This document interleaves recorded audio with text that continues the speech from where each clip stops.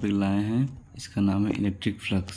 Electric flux क्या होता है, पहले डेफिनेशन देख लेते हैं इसकी। इसकी डेफिनेशन होती है the number of electric field line, capital E होगा, ठीक है, गलती से लिख दिया, field lines passing perpendicular to a plane surface. इसका मतलब क्या है, मतलब जो इलेक्ट्रिक फील्ड लाइन्स हम के पता हो चुका है सबको। इलेक्ट्रिक फील्ड लाइन्स हमने पढ़ा था, इलेक्ट्रिक फील्ड डिपोल ये सब पढ़ा था। फील्ड लाइन्स क्या होती हैं, इलेक्ट्रिक फील्ड जैसे कोई चार्ज रखे तो उसके अगल बगल कहते हैं, एक तो पॉजिटिव फील्ड बनती है रेडियली आउटवर्ड्स, और नेगेटिव चार्ज तो रेडियली इनवर्ड्स इलेक्ट्रिक फील्ड बनती है। उसे कैसे हम देख रहे हैं, तो इसको हम एक एग्जांपल्स देखेंगे। जैसे हमने ये बनाया सरफेस, एक प्लेन सरफेस है ये, ठीक है, और कुछ इसमें इलेक्ट्रिक फील्ड्स निकल रही हैं, ऐसे कुछ पासिंग परपेंडिकुलरली, कुछ क्या है कि ऐसे बिल्कुल सीधे निकल रही हैं इलेक्ट्रिक फील्ड।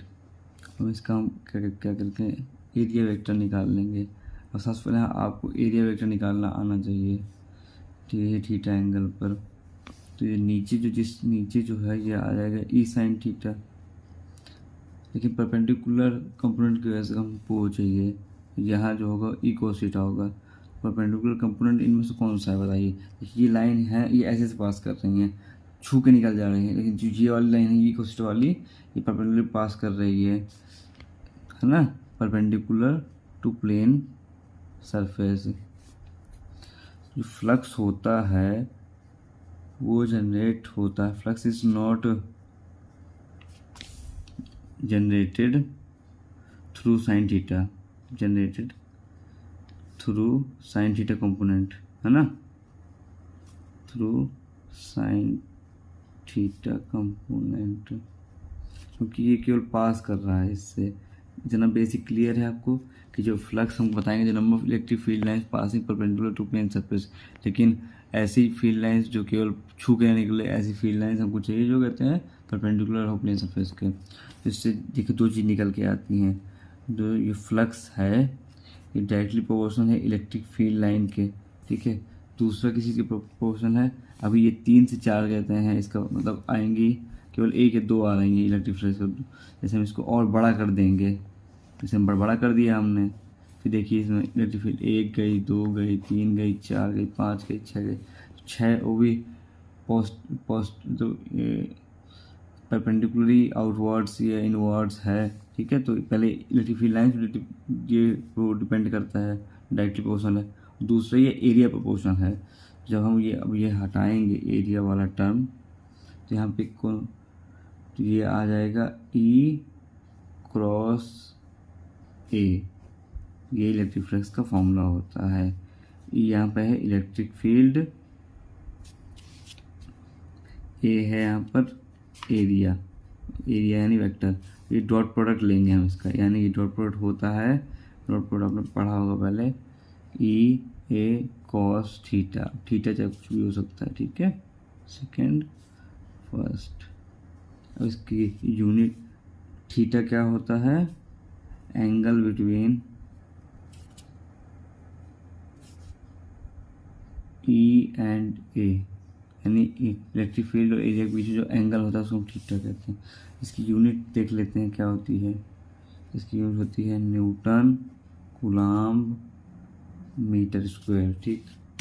कुछ इसकी बातें, for 2D surface, 2D surface कैसे होते हैं, 2 डायमेंशनल वाले।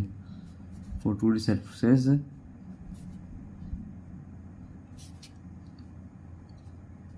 Take electric field vector perpendicularly outwards in positive और नेगेटिव डायरेक्शन। इसमें क्या होगा, पॉजिटिव डायरेक्शन किसी में भी ले लो आप, ऊपर ले लो नीचे ले लो, सब बोथ वैलिड होगा इधर। लेकिन जो 3D चीज़ होगा उसमें थोड़ा केस डिफरेंस हो जाएगा। 3D में क्या होगा, for 3D surfaces take area vector only perpendicular outward direction. ठीक है, अब यहीं पे हम एक चीज़ का इंट्रोडक्शन और कराएंगे, उसके बाद डेरिवेशन पे चलते हैं। ठीक है, एक चीज़ क्या है देख लेते हैं, गॉस लॉ। गॉस लॉ बहुत इम्पोर्टेंट है, मतलब अभी तो इलेक्ट्रोस्टैटिक्स के लिए, आगे भी कई जगह गॉस सर के लॉ आएंगे। गॉस लॉ मैं आपको मतलब पहले ऊपर से लिख के देता हूँ जैसे क्या कहता है ये, Q by E naught equal to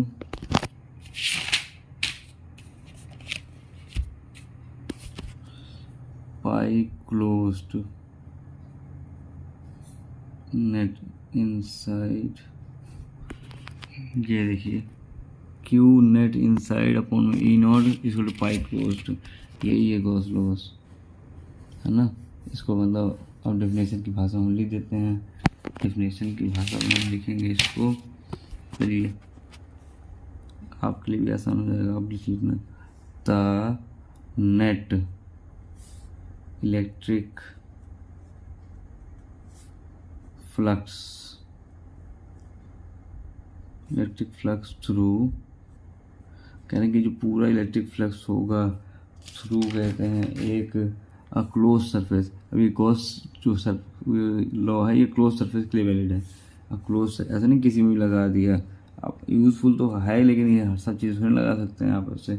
इसके भी कहते हैं ये पॉइंट कहते हैं बने हुए हैं 3D, close surface 3D is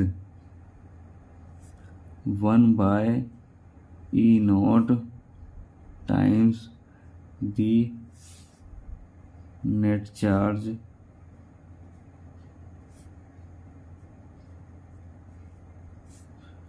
enclosed net charge enclosed by the surface।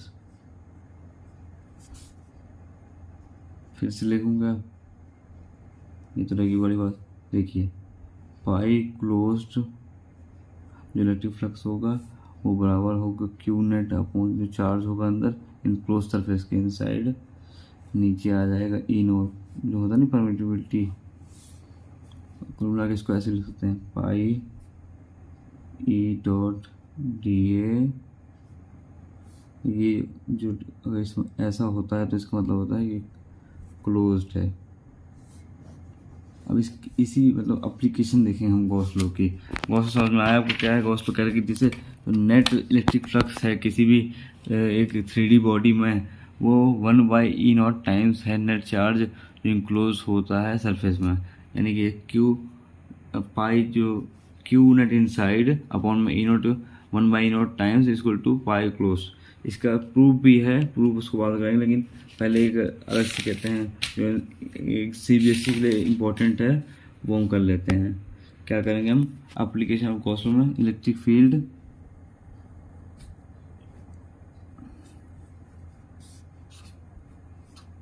ये थर्ड डेरिवेशन करा रहा हूँ मैं।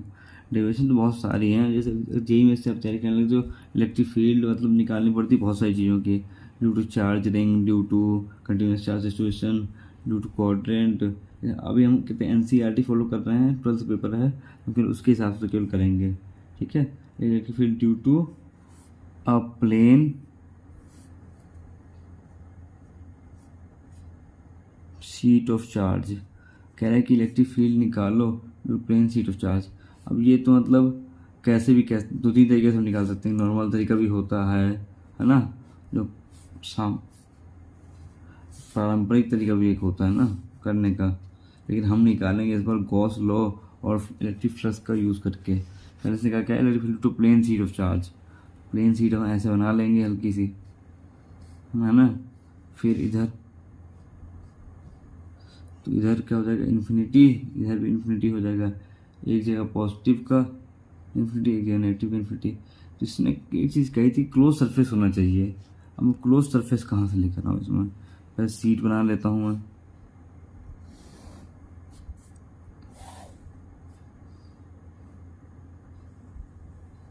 ये शीट बन गई, ठीक है। अब क्लोज सरफेस इसके हिसाब से क्या बनेगा?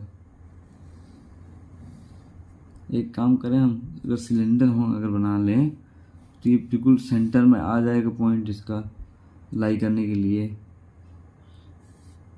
इसमें प्लस प्लस चार्ज भी है हर जगह due to plane sheet of charge, ठीक है। प्लस प्लस चार्ज भी है हर जगह। आप कंफ्यूज अगर हो जाए, कुछ ना समझ में आया तो कमेंट में लिख देना, मैं दोबारा से समझाऊंगा। कहते हैं जो चीज़ छूट जाएगी अभी समझने की कोशिश कर, पहले आप यही चीज़ समझाया जा रहा है। तो मैं एक मतलब हम एक ड्रॉ ए गॉसियन सरफेस मतलब कंप्लीट करने के लिए, खुले में इसका कोई इफेक्ट नहीं आएगा ना। कहते हैं जो हमने फॉर्मूला बनाया गया है तो ये क्लोज सरफेस के लिए है, ताकि उस सेंटर को मिल जाए। तो हम बना देंगे इसको।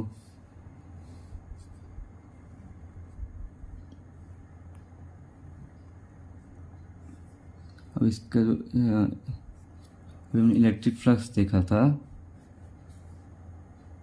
इलेक्ट्रिक फ्लक्स का भी यूज इसमें होगा।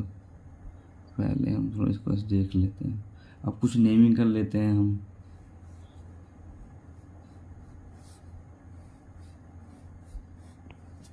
कुछ नेमिंग करनी पड़ेगी। यहाँ से माइनस नेगेटिव है ये सिग्मा। देखो क्या करते हैं, ये जो हम इसको कहते हैं मार्क कर लेते हैं। अब ये हमने क्या देखा था कि हमको पता है कि फाई ई जो होता है ये ई डॉट ए के करीब होता है electric flux.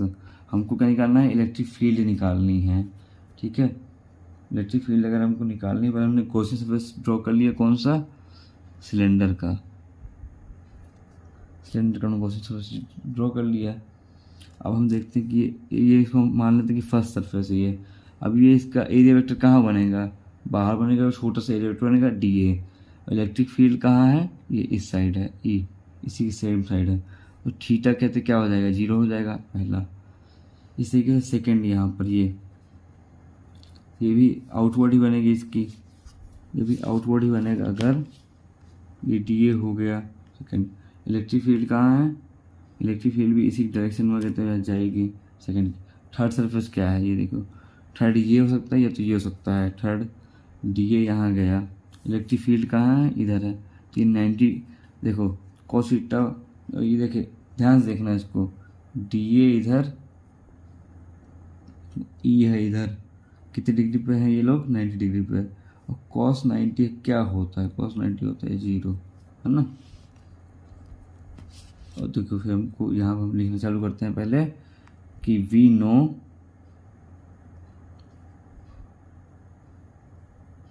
Phi total equal to Q inside upon में ई नॉट। ये हो गया फर्स्ट पॉइंट। ये कहाँ से आया, गॉस लॉ से, ठीक है। इसके हम डेरिवेशन तक पहुँचने वाले हैं बस बिल्कुल भी। ये फॉर्म डायग्राम में देख लिया। इस देखिए इसमें क्या था, पहले हमने एरिया वेक्टर निकाला इसका इलेक्ट्रिक फील्ड वहीं पे, तो ये दोनों ये ई ए और ये ई ए जुड़ जाएंगे, लेकिन ये वाला तो कैंसिल हो जाएगा, थर्ड वाला कैंसिल हो जाएगा।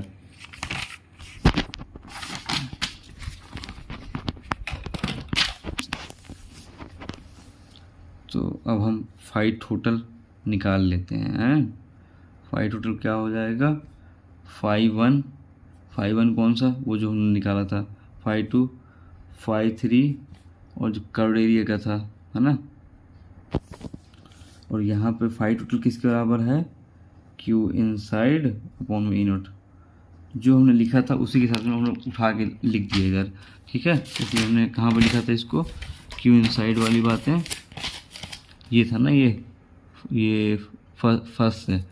तो ये क्या कहते हैं, यहाँ पर ये क्यू इनसाइड और ये आ गया फर्स्ट से आ गया मान लीजिए, ठीक है।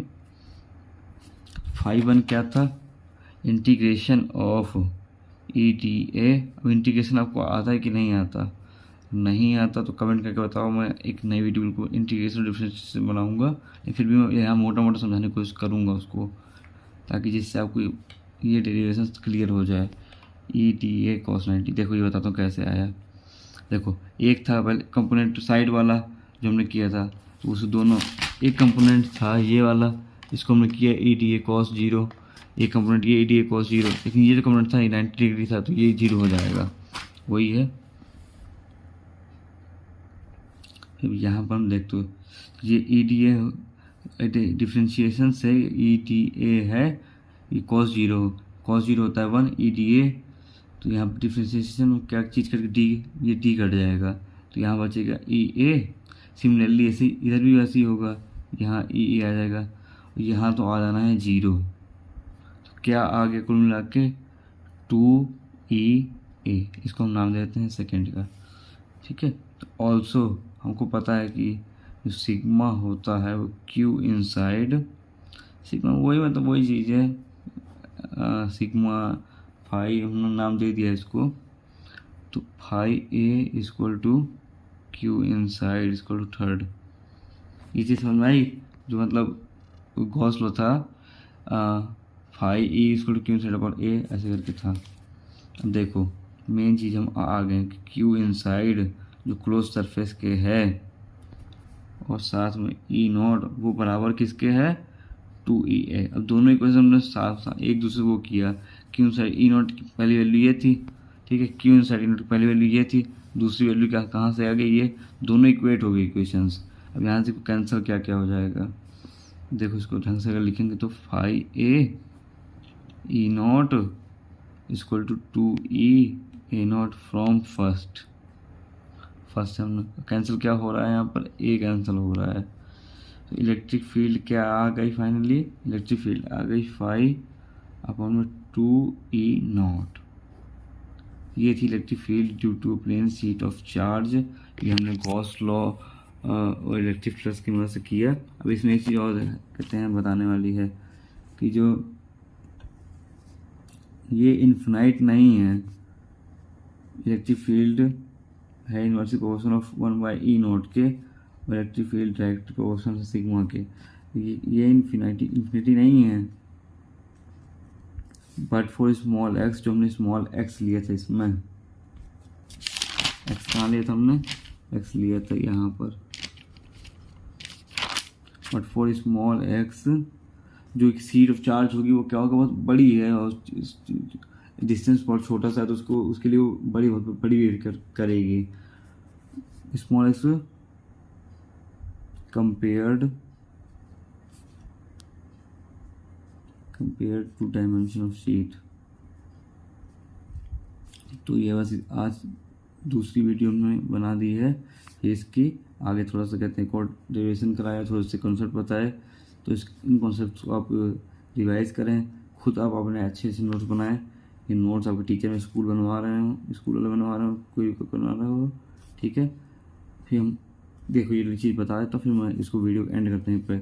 इसने कहा कि जो स्मॉल एक्स हमने डिस्टेंस लिया वो मतलब उसके लिए ये जो कहते हैं डायमेंशन ऑफ सीट है, जो सीट है मतलब वो तो जैसे कोई चीटी है और उसके सामने हमारा घर आ गया, तो वो मतलब इन्फिनाइट हो गया उसके लिए। तो वैसे ही एक्स डिस्टेंस जो है और वो चार्ज ऑफ सीट जो है वो थी, तो उसके लिए बहुत इन्फिनिटीज बिहेव करेगी। इलेक्ट्रिक फील्ड फॉर्मूला ये रहा इसका, due to a plane sheet of charge using Gauss law. ठीक है, चलिए तब तक के लिए आप पढ़ाई करते रहें। All the very best, and channel subscribe करें।